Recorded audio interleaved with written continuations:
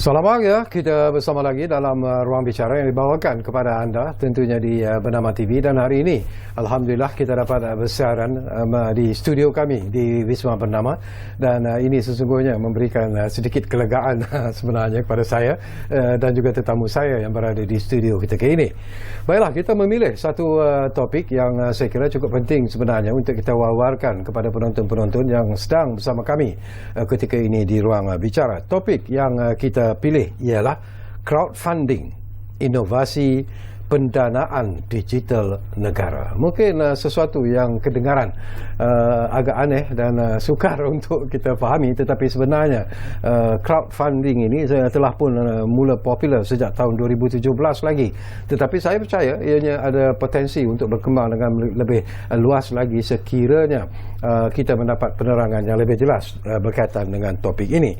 Dan itulah kita ingin mengucapkan jutaan terima kasih kepada tetamu yang sudah pun berada di studio ruang bicara ini bersama dengan saya. Jadi selamat datang semula kepada yang berbahagia Encik Wan Nazrik Wan Zulkifli yang merupakan Ketua Pegawai Eksekutif di Etis Ventures Etis Malaysia. Jadi Wan, apa khabar? Baik, Encik Syakawi, terima kasih kerana menjemput saya pada malam ni. Ini kali kedua ya Wan datang kali kedua ya, kali kedua. Topik yang berlainan tapi kali kedua. Alhamdulillah.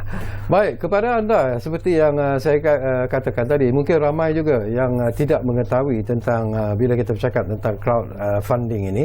Jadi kami memberi ruang dan juga peluang kepada anda sebenarnya untuk bertanya apa saja berkaitan dengan isu ini. Jadi dua talian seperti biasalah kami buka kepada anda di 0326979767 dan juga di talian 0326979768.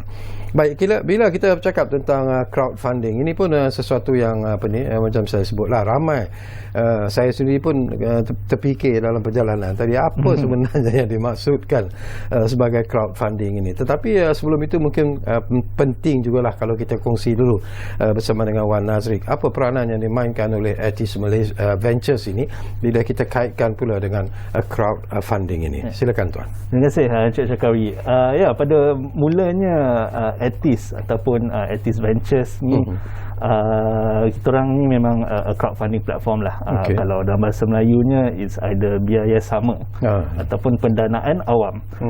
Apa yang dimaksudkan di situ adalah melalui teknologi ataupun industri fintech, operator crowdfunding seperti Etis dapat membantu para usahawan NGO untuk meraih dana melalui khayalat ramai ataupun crowd. Itulah yang dimasukkan dengan crowd dan juga funding lah. Etis specifically, kalau nama Etis tu sebenarnya originnya datang daripada ethical Islamic ataupun ethical investments. Itulah nama Etis secara amnya. Buat masa sekarang Etis merupakan salah satu market operator yang boleh melakukan crowdfunding bawah Security Commission ataupun Suruhanjaya Security Malaysia. Dan buat masa kini Etis merupakan salah satu yang diiktiraf RMO, Recognized Market Operator under SC sebagai syariah compliant ataupun patuh syariah lah. Di mana kebanyakan portfolio ataupun pelaburan yang kita lakukan banyak berdasarkan prinsip kewangan Islam ataupun Islamic finance. Itu secara amnya lah. Dari segi kefahaman tentang istilah crowdfunding itu ataupun biaya sama seperti apa yang Cik Wan sebut tadilah, bagaimana Cik Wan melihat apakah mereka yang ingin ataupun terlibat dalam bisnes, dalam pelbagai bisnes khususnya lah, apakah mereka faham tentang kewujudan crowdfunding ini secara keseluruhannya? Apakah sambutan yang diterima juga mungkin ialah menggembirakan pihak Etis sendiri? I think interesting, bukan dari segi pihak Etis ataupun kita punya peers RMO, tetapi kepada Malaysia generally lah. Kenapa saya katakan begitu? I think mengikut RMK 12 ataupun belanjawan 2022 yang akan dibentangkan tak lama lagi, crowdfunding melalui fintech ataupun industri pelaburan memberi satu pendanaan alternatif. Secara tak langsung, kalau bisnes secara tradisional tradisional ataupun konvensionalnya nak raise dana melalui sistem perbankan. Tapi kita tahu bank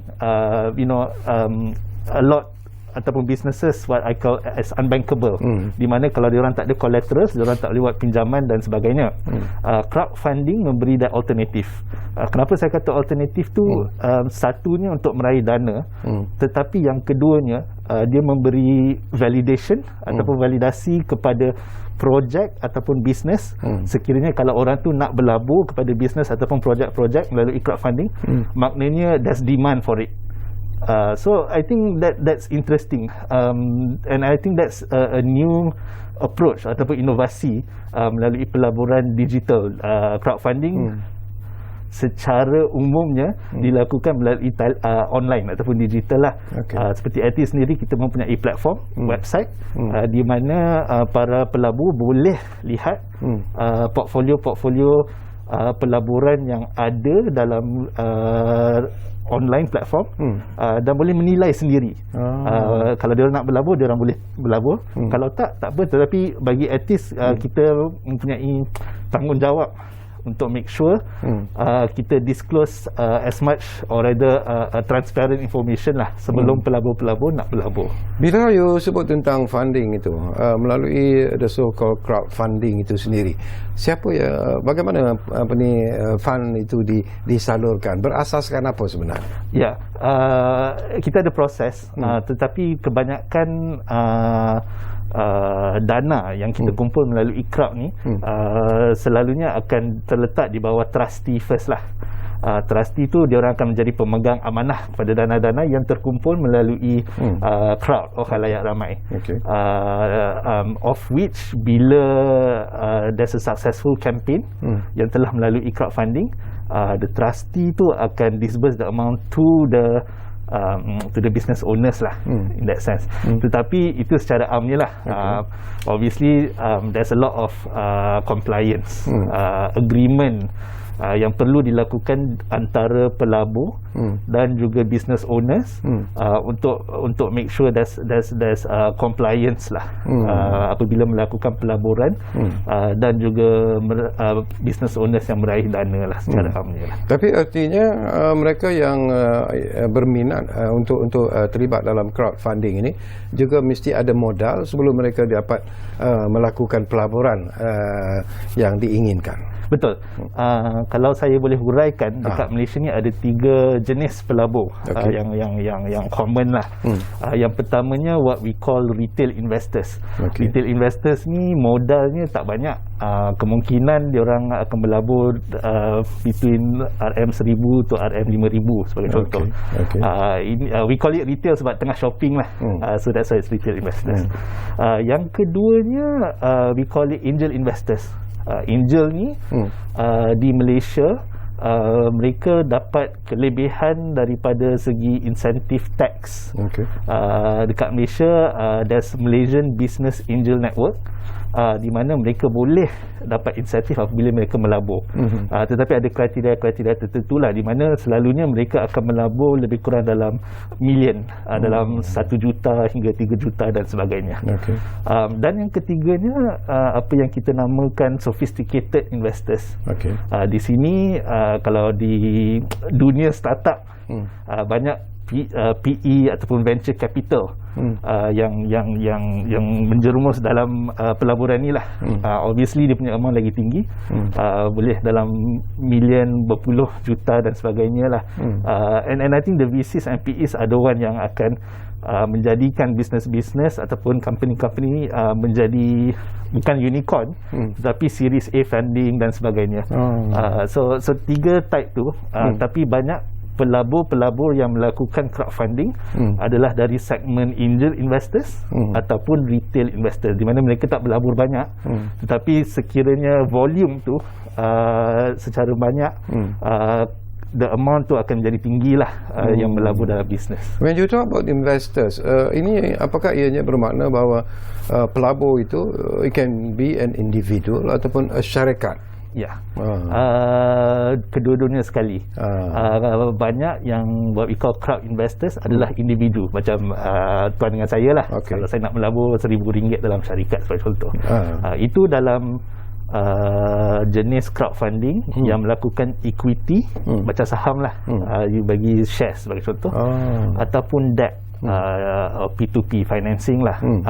So dia kalau P2P tu debt, macam loan. Tetapi kalau equity, anda akan dapat shareholding of the company. Ada jenis yang ketiga, what we call charity ataupun reward based crowdfunding. Charity ni maksudnya donation lah, ataupun sedekah.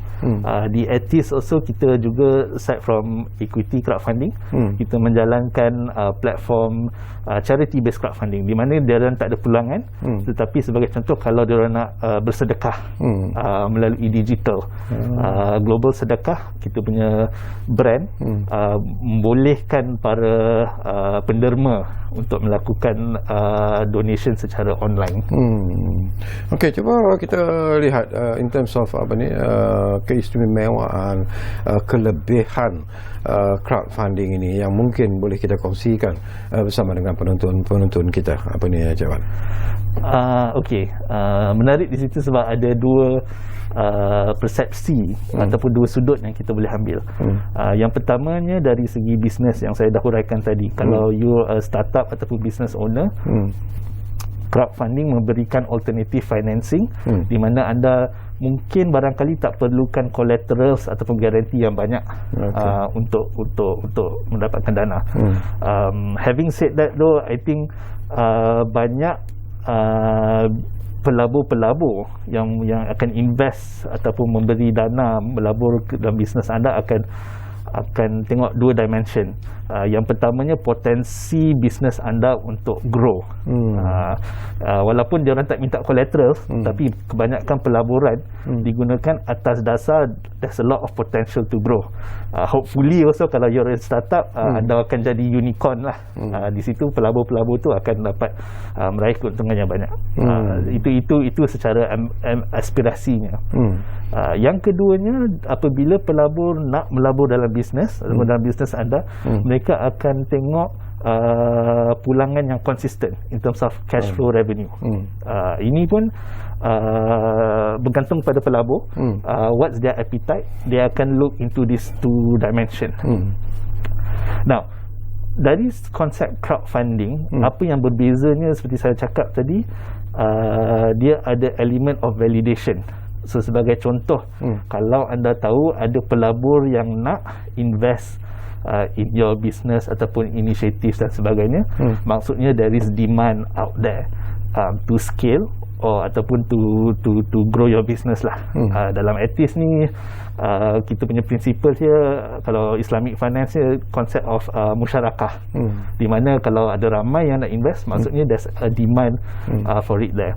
So di situ ada kelainan sikit lah daripada meraih dana secara konvensional melalui perbankan, di mana selalunya bank ataupun institusi bank akan beri loan, whereas crowdfunding ni dia ada element of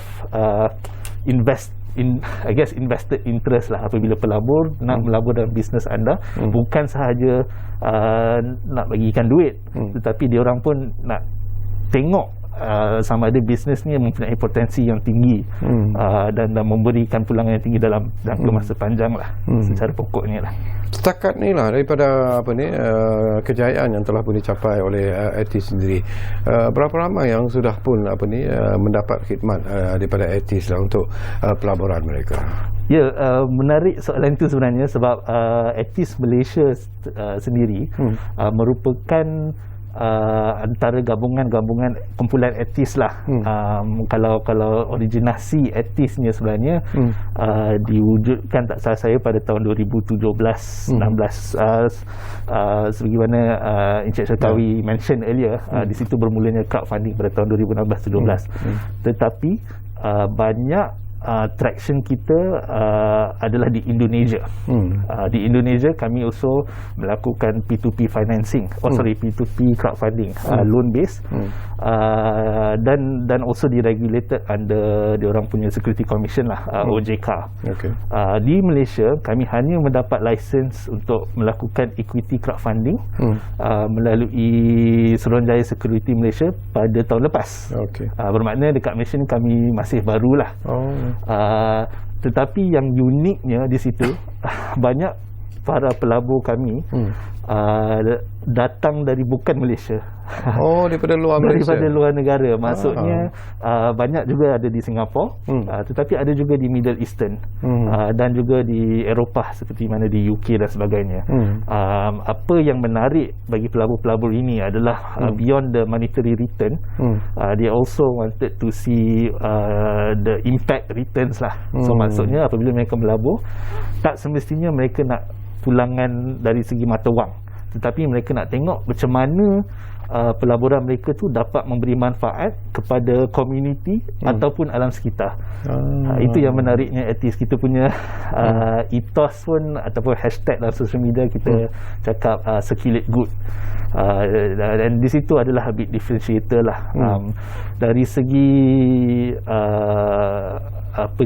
business owner yang pernah melabur ataupun tengah melabur dekat kita punya platform, secara amnya mereka terdiri daripada 4 industri lah yang kita support. Yang pertamanya adalah dari segi what we call property lah. Property sini dari elemen atau dari angle social housing. Di sini kita dah pernah buat ni dekat Indonesia, di mana kita pernah meraih dalam 13 juta ringgit kalau tak salah saya, di mana 13 juta ringgit itu digunakan untuk membina social housing, perumahan-perumahan untuk miskin tegar, di mana perumahan-perumahan itu dibina untuk tak salah saya lebih kurang 38,000 penduduk-penduduk di Indonesia. Yang itu yang kita nak try buat di Malaysia, tapi sebab COVID melanda, a bit challenging lah at this point of time. Yang keduanya adalah dari segi MSME dan startup lah. Di sini bukan saja unik untuk etis, tetapi bagi RMO yang lain yang melakukan crowdfunding, startups naturally akan look for crowdfunding as a source to scale. Itu not just startup tapi MSME, industri kecil-kecilan juga. Itu ada keunikan untuk crowdfunding lah. Yang ketiganya adalah dari segi industri agriculture, pertanian. Okay. Di mana kalau ada industri atau para pengusaha bidang pertanian yang nak melakukan inovasi secara IoT, implementing big data dan sebagainya, mereka nak raih dana. Pelabur-pelabur etis berminat juga di situ. Dan yang keempatnya, yang agak unik sikit untuk etis, disebabkan kita lebih cenderung pada patuh syariah, is what we call the circular economy dan halal industry. Di situ juga banyak pelabur-pelabur khususnya dari Saudi, Middle Eastern dan sebagainya, amat cenderung untuk berlabur dalam industri-industri sebegitulah. Okey, menarik setakat ini penerangan yang anda berikan. Tapi saya percaya ianya juga akan menjadi lebih menarik lah kalau anda yang sedang berada di luar sana juga, yang mungkin juga ada soalan-soalan yang menarik, perkara-perkara yang mungkin ingin anda tahu. Jadi gunakanlah kesempatan yang kami berikan kepada anda. 2 talian kami sediakan kepada anda di 0326979767 dan juga 0326979768. Panggil kami di ruang bicara ini dan lontarkanlah apa saja persoalan yang insya-Allah akan dijawab oleh tetamu kita yang berada di studio, iaitu Wan Nazrik Wan Zulkifli, kerana kita bercakap tentang topik yang cukup menarik sebenarnya, RMK 12, crowdfunding inovasi pendanaan digital negara. Kita lihat dulu.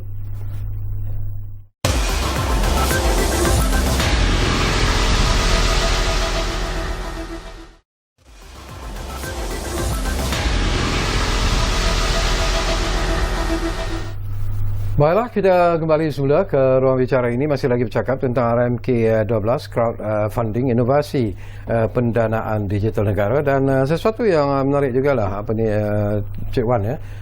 Kalau kita lihat daripada apa yang anda sebut, saya lebih tertarik hati. Barangkali yang lebih ingin tahu sebenarnya ialah golongan yang terlibat dalam industri kecil dan sederhana ataupun IKS ataupun kita sebut sebagai SMEs.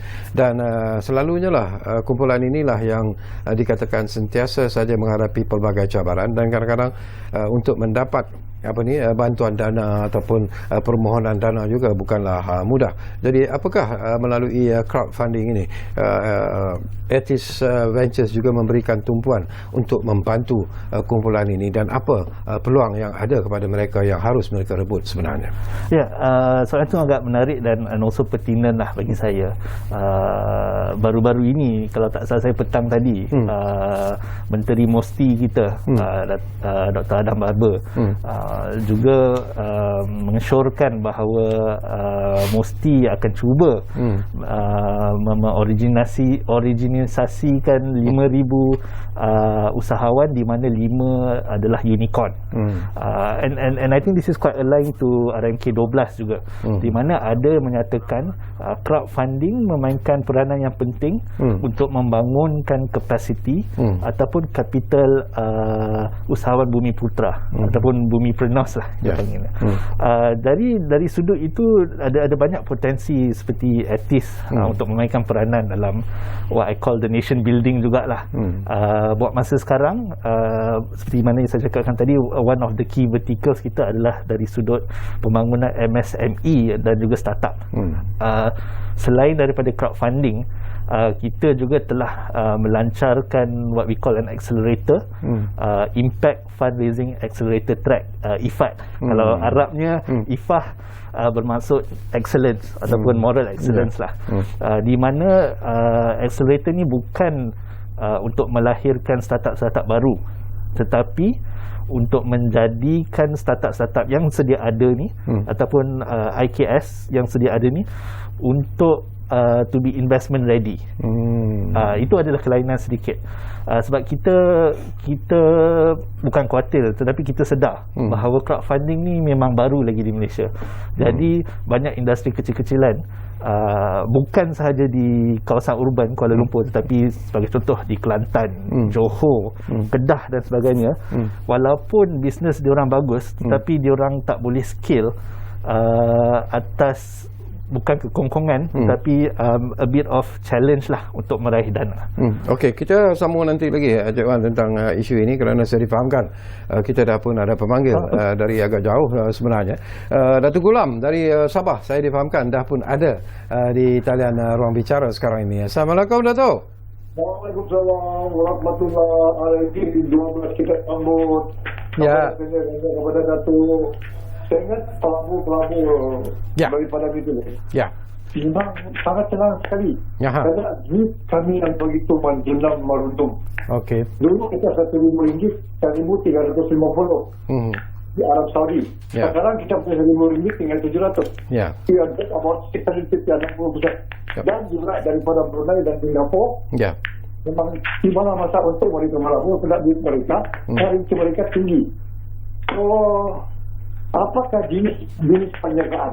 Itu yang saya nak tanya kepada panel lah. Apakah jenis penjagaan dan bagaimana nanti kita dapat saluran dia?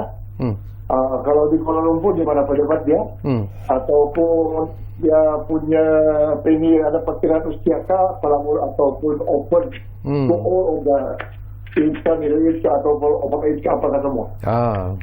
Saya sambutlah. Saya ingat memang pada RMK12 memang banyak yang melabur, tetapi kita begitu meruntung, sangat meruntung. Ya, betul. Terima kasih. Baik, terima kasih banyak-banyak Datuk Gulam dari Sabah. Jadi very straightforward question lah. Boleh jawab sekarang ataupun boleh jawab kemudian. Dia cuma nak tahu tentang jenis-jenis bisnes ataupun perniagaan yang ditawarkan oleh Etis Ventures untuk pelabur-pelabur khususnya lah.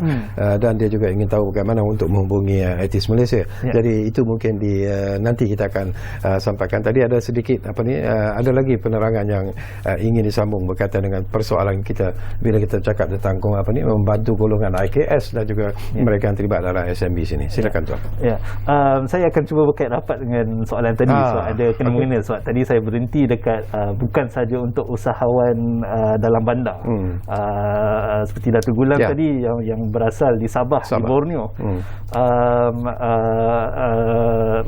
Soalan Datuk Gulam tadi dari aspek bisnes, kita tak mengambil kira apa jenis bisnes. Seperti saya mention tadi, banyak pelabur as long as diorang nampak potensi ataupun pulangan, tak kisahlah bisnes dari industri perikanan, agriculture dan sebagainya. Walaupun saya fokus kepada 4 vertical tadi, tetapi itu tak semestinya menjadi penghalang pada bisnes-bisnes lain yang nak menceburi dalam crowdfunding. Itu yang pertamanya. In fact, macam mana nak hubungi Etis, I think the easiest way is actually to go through our website lah. etis.co/my. In fact, di situ kita ada live campaign di mana one of our business yang go through crowdfunding, it's a social enterprise, keusahawanan sosial yang actually impact dia kepada masyarakat di Sabah. Diorang provide training to underprivileged youth in Sabah. Jadi di situlah kelainan di sini, bukan je sahaja untuk para usahawan IKS di Kuala Lumpur, tetapi melalui digital ataupun fintech ni, banyak pelabur juga boleh reach to usahawan ataupun industri IKS di kawasan luar bandar.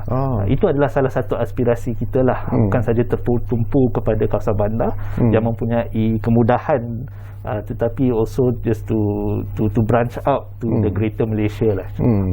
Satu lagi aspek yang selalu dilihat oleh mereka yang berminat untuk mendapatkan crowd funding ini adalah tentang keselamatan, safeguarding, safeguard pelaburan yang mereka lakukan. Jadi jaminan yang boleh diberikan oleh Etis sendiri, sejauh mana segala pelaburan mereka itu sebenarnya sentiasa diberi satu kawalan yang cukup eksklusif dan sememangnya lah selamat untuk melabur. Jadi mungkin soalan penting tu sebab kerap kali kalau bukan crowdfunding pun dari segi aspek digital kan, acap kali kita dengar pasal scam, pasal phishing dan sebagainya. Di sini saya ingin dinyatakan dari segi pelaburan, there's always this concept of risk and rewards lah, di mana jaminan nak bagi pulangan tu agak sukar nak dispredict. So tak kisahlah whether it's crowdfunding ataupun saham dan sebagainya, the element of risk and reward tu memang ada. Tetapi dari segi cyber security, di sini bukan saja dari sudut etis, tetapi security commissions di Malaysia also, Suruhanjaya Security Malaysia cukup menitik beratkan aspek-aspek cyber security. Dan semua RMO buat masa sekarang ada 10 market operator di Malaysia yang boleh melakukan equity crowdfunding. Harus abide by that guidelines lah. So cyber security is one of a key factor untuk Security Commission mempertimbangkan supaya organisasi ataupun entiti seperti Etis boleh menjalankan equity crowdfunding. Yang keduanya, dari segi Etis sendiri, banyak juga awareness, training dan juga maklum balas dilakukan untuk make sure that as best as we could cuba avoid phishing, scamming dan sebagainya. Dan kita tak lakukan ni bersendirian. Kita selalu berkomunikasi dengan Security Commission, di mana kalau ada blacklist ke ataupun awareness pasal scamming dan sebagainya, kita ambil pakai dan juga prihatinlah terhadap kekangan-kekangan tersebut lah. Tetapi yang penting juga selalunya maklum balas ni diterima daripada either pelabur ataupun usahawan yang nak meraih dana untuk mendapatkan dana. Jadi to me it's like an ecosystem lah. Bukan saja bergantung kepada etis, bukan saja bergantung pada kerajaan, in this case Security Commission, tetapi semua yang memainkan peranan dalam industri pelaburan ataupun industri fintech ni lah. Okey, bagi mereka yang berminat Cik Wan ya, apakah proses-proses yang mereka perlu lalui sebenarnya sebelum pelaburan itu dilakukan? Mungkin itu juga perlu diperjelaskan dengan sejelasnya kepada penonton-penonton kita. Secara amnya bagi pelabur yang ingin menceburi dalam crowdfunding, tak kisahlah sekiranya ada jutawan retail investors dan sebagainya, anda boleh visit our online platform. Kalau Etis Malaysia, etis.co/my, dan there's a click invest button there lah. Tetapi bukan anda boleh invest terus. Di situ kita akan lakukan what we call KYC, know your customer. Di sini kita nak make sure kesahihan pelabur itulah. So bukannya scamming, bukan blacklisted dan sebagainya. Dan mereka boleh melabur secara telus. Itu yang pertamanya. Itu dari segi pelabur. Kalau Encik Syakawi ataupun saya nak melabur melalui platform digital ataupun through Etis crowdfunding platform, di situ boleh mula. Kalau dari segi bisnes, sekiranya anda para usahawan, business owner dan sebagainya, dia punya proses lebih rigorous, lebih detail lah, di mana anda boleh actually klik juga. Tetapi what happens actually, kita punya team akan melakukan proses due diligence. Due diligence ni ada dua aspek. Aspek pertamanya, kita nak make sure that this business comply dengan syarat-syarat Security Commission, yang boleh melakukan pelaburan secara crowdfunding lah.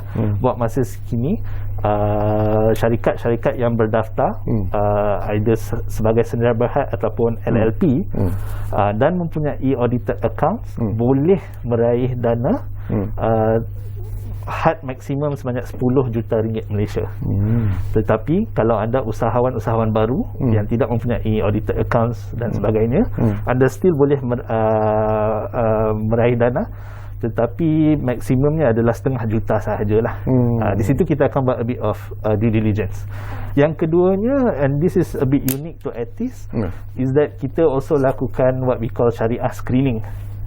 Di sini sebab kita nak make sure that the business tu patuh syariah lah, di mana investors dan juga usahawan yang nak meraih dana tu can I wouldn't want to say apply Islamic principle, tetapi what I call it as equitable and fair. Sebab kalau Cik Syakawi tahu, kalau conventional businessnya ataupun conventional banking, sesetengah aspek seperti riba, interest rate dan sebagainya, Islamic finance tak condone. Jadi kita pun mengambil prinsip yang sama, di mana kita fokus kepada prinsip adil, ataupun ikhlas dan excellence lah, ihsan. Dan ini memberi benefit kepada both pelabur dan juga terutamanya lah business owner yang nak meraih dana lah. What will happen Cik Wan? Persoalan tiba-tiba terlintas di fikiran saya lah. Kalau saya lah sebagai seorang pelabur, saya memilih lah industri mana yang saya ingin laburkan. Tetapi sekiranya lah industri tersebut menghadapi masalah in terms of business dan akhirnya kerugian dan sebagainya, apa akan jadi kepada pelaburan saya? Menarik soalan tu. Saya tak nafikan ada bisnes-bisnes yang bungkus lah, ataupun bankrupt. Dan itu normal. Sebenarnya itu normal. In fact, kalau Encik Syakawi quite familiar dengan industri keusahawanan, 9 daripada 10 usahawan yang baru memula bound to fail ataupun gagal. And this is element yang I mentioned tadi about risk and rewards. Saya berpendapat kita tak seharusnya melabur berdasarkan industri. Malahan kita patut melabur berdasarkan bisnes-bisnes yang dijalankan, seperti kawan kita di Sabah tadi sebagai contoh. Kalau agriculture adalah bisnes beliau dan kita nampak banyak potensi untuk dibangunkan, kita just invest in the business. But having said that, I think again sebagai responsible or recognized market operator under Security Commission of Malaysia, banyak juga guidelines yang kita patut patuhi lah, di mana exposure dan risk itu di cover dengan baik lah, untuk kebaikan both investors dan juga business owners lah. Platform RMO, saya panggil RMO, recognized market operator lah.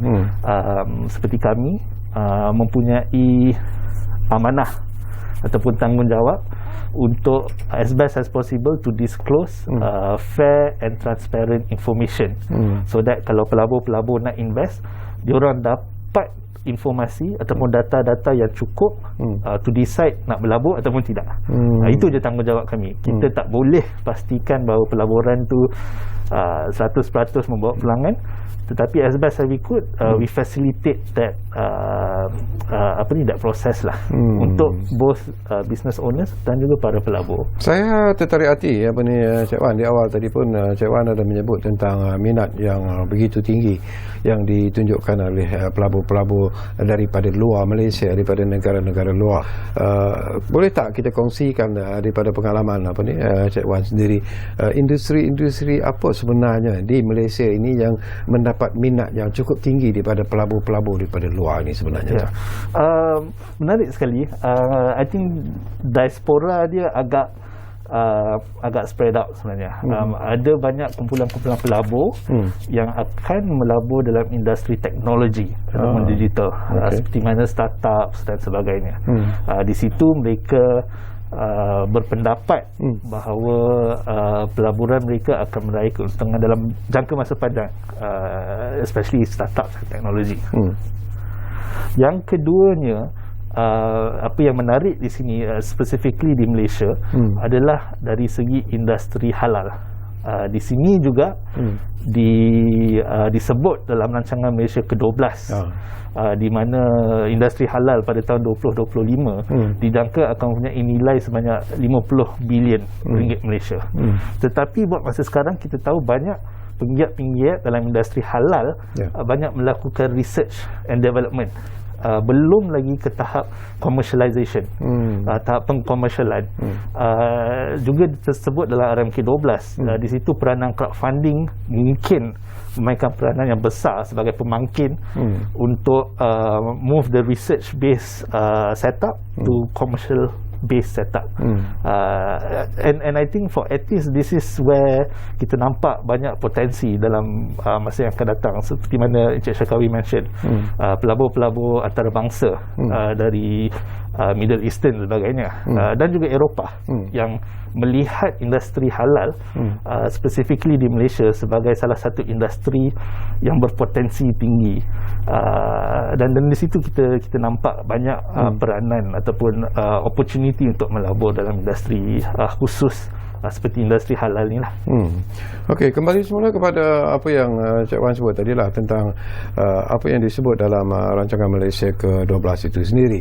Jadi ada potensi yang cukup menarik sebenarnya, sekiranya pihak kerajaan, pihak industri sendiri memainkan peranan yang cukup efektif sebenarnya untuk menjayakan apa yang dihasratkan oleh kerajaan melalui RMK 12 ini. Jadi apa yang harus dilihat oleh pelabur-pelabur sekarang ini dalam rangka dan merancang pelaburan mereka? Menarik di situ. I think ada beberapa dimensi yang kita boleh ambil kira lah. Yang pertamanya, pelaburan dari segi individu, di mana kalau pelabur itu mempunyai minat ataupun passion yang cenderung terhadap spesifik industri, di situ mungkin bermulanya or the triggering effect of investment. Itu yang pertamanya. Yang keduanya, secara makro kita mesti lihat trend ataupun trajectory industri Malaysia.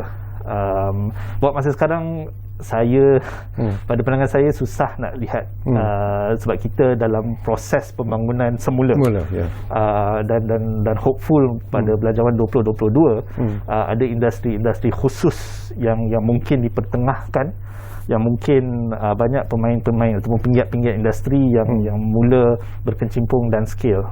Di situlah pelabur-pelabur should look into and maybe melakukan pelaburan. Dan yang ketiganya dari segi sistemik. Di sini peranan kerajaan saya rasa penting. Dari segi apa yang saya cakapkan tadi, dari segi risk and rewards. Pelaburan, yes, there's a risk element to it. Sekiranya kerajaan dapat melakukan inisiatif ataupun cover here bukan belanjawan dan subsidi lah, tetapi to some extent undertaking risk of that or underwriting that risk, di mana mendorong pelabur-pelabur bersama kerajaan untuk melakukan pelaburan. Di situ banyak potensi, sebab pelaburan ataupun pelabur-pelabur yang saya huraikan di sini bukan pelabur-pelabur yang besar. Mungkin macam saya dan Encik Syakawi lah, nak berlabur dalam 1,000-2,000 sahaja, nak mencuba. Di situ banyak potensi. Sekiranya kalau ada berpuluh-puluh juta Malaysian yang nak melabur secara kecil-kecilan, tetapi secara kecil-kecilan tu jika dikumpulkan banyak, itu dapat membangunkan industri strategik Malaysia lah melalui crowdfunding ataupun alternative funding kat Malaysia.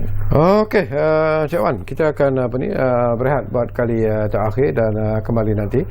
Kita masih lagi ada masa tapi tidak begitu panjang sebenarnya. Tapi mungkin ada lagi persoalan-persoalan yang sempat kita kongsikan bersama dengan tetamu kita di studio, iaitu Encik Wan Nazrik Wan Zulkifli yang merupakan Ketua Pegawai Eksekutif di Etis Ventures. Kita berehat buat seketika.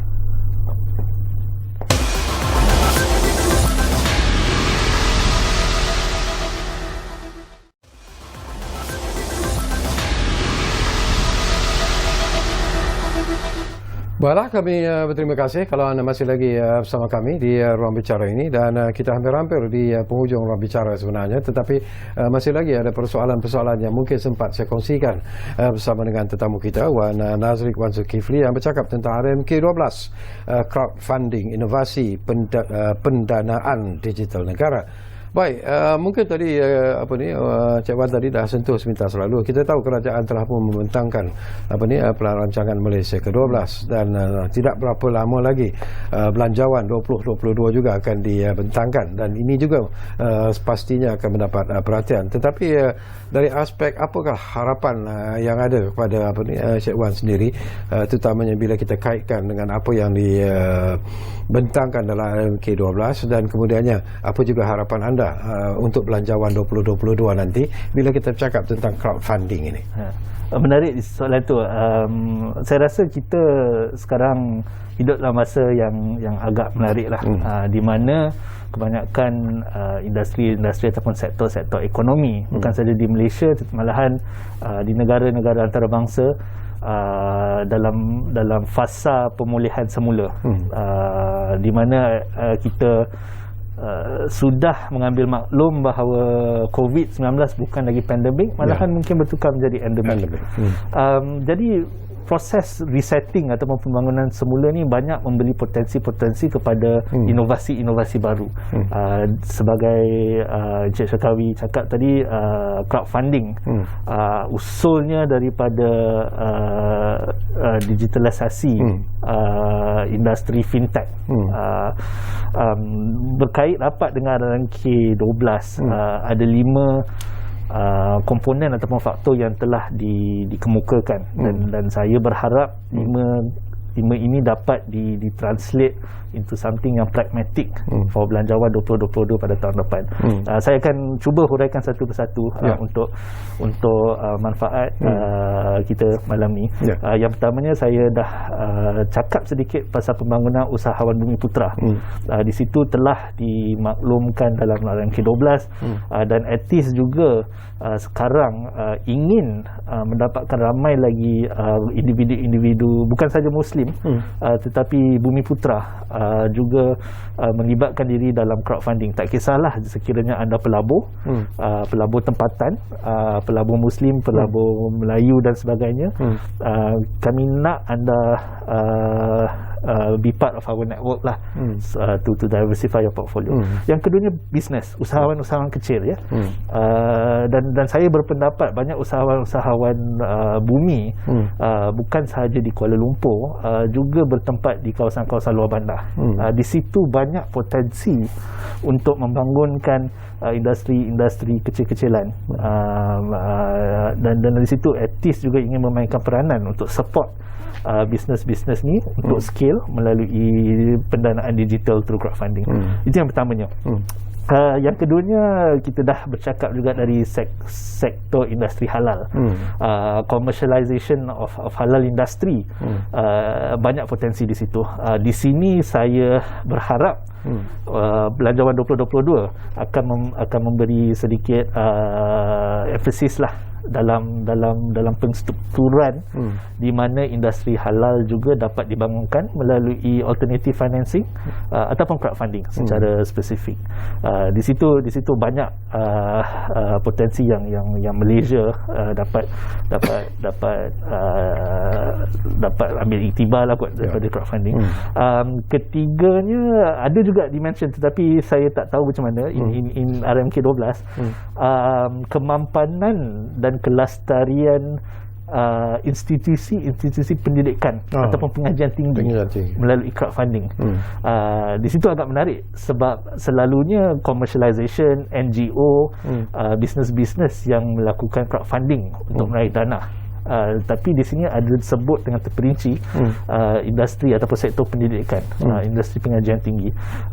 Saya rasa itu satu galakan yang bagus, menginovasikan cara untuk memampankan industri lah.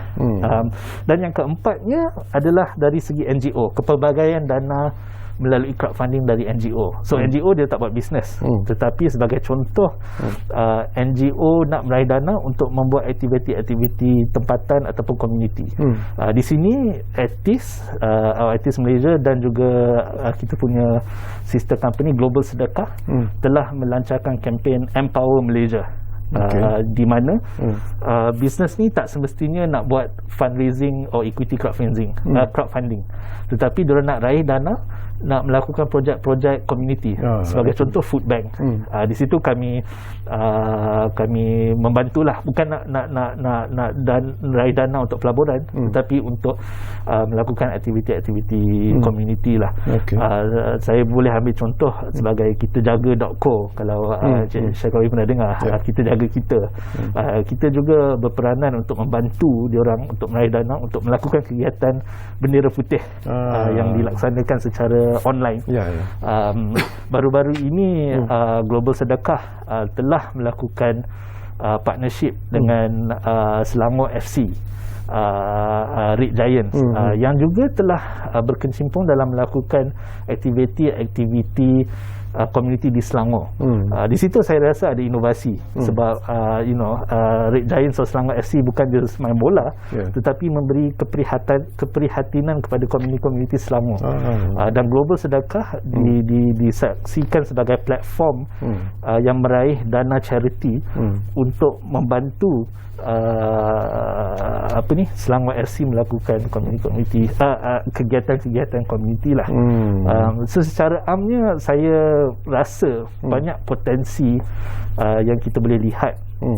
Tetapi untuk Belanjawan 2022, saya berharap inisiatif ini diberikan penekanan yang strategik dan pragmatik untuk dilaksanakan, bukan saja seperti untuk RMO di Malaysia seperti Etis, tetapi untuk kebaikan pelabur yang nak berkecimpung dalam alternative financing ataupun crowdfunding kepada donors yang nak also sedekah ataupun memberi sumbangan melalui digital, dan juga private sector dan industri kecil-kecilan yang juga memainkan peranan besar dalam sosioekonomi negara. Itu pentinglah saya rasa. Menarik. Okey, Cik Wan, kita tinggal lebih kurang 2 minit saja lagi dari ringkas-ringkasnya. Kalau kita melihat tentang apa yang berlaku dari sektor ekonomi ekonomi khususnya lah. Kita lihat bagaimana kerajaan kita sendiri sudah pun ke arah mendigitaliskan ekonomi kita. Ekonomi digital sudah pun mula disebarkan dengan begitu meluas sekali, dan kita juga bercakap tentang R4.0 misalnya. Itu juga sudah pun diketahui oleh rakyat Malaysia ketika ini. Jadi dengan langkah-langkah yang diambil oleh kerajaan untuk mewujudkan apa yang kita panggil sebagai ekonomi digital ini, apakah ini bererti bahawa akan lebih ramai lagi lah sepatutnya rakyat Malaysia yang akan terlibat dalam crowdfunding ini, seperti apa yang dilakukan oleh Etis Ventures khususnya? Ya, saya amat berharap sedemikian, bukan untuk kebaikan etis mata-mata, tetapi also untuk kebaikan sosioekonomi negara lah. Saya tak khawatir ada potensi, cuma balik pada saya cakap tadi lah, kita perlu lakukan inisiatif-inisiatif yang pragmatik, bukan terlalu besar dan bukan terlalu kecil, tetapi memudahkan fasilitasi penggunaan digital, bukan saja for crowdfunding, tetapi malahan ada aspek of life juga lah. So saya amat berharap untuk tahun-tahun yang lebih berpotensi pada masa akan datang. Okey, terima kasih banyak-banyak kepada Encik Wan Nazrik Wan Zulkifli kerana sudi bersama kita di ruang bicara ini. Dan ini bukan kali kedua, tetapi mungkin akan ada lagi masa-masa yang akan datang ini. Mungkin Encik Wan boleh datang lagi ke ruang bicara ini untuk bercakap tentang isu-isu yang cukup penting sebenarnya. Dan kita mengharapkan bahawa Etis Ventures akan terus maju jaya, memainkan peranan mereka yang sewajarnya. Dan kita juga berharap kepada anda yang sedang bersama kami ketika ini, jangan lupa kita masih lagi berada dalam suasana yang cukup mencabar. Kita masih lagi menghadapi pandemik COVID-19 ini. Jadi selalu kami pesan kepada anda, jagalah SOP yang telah pun ditetapkan, dan jangan lupa kita jaga kita jaga keluarga kita, dan yang penting kita jaga negara kita. Jumpa lagi dalam Ruang Bicara.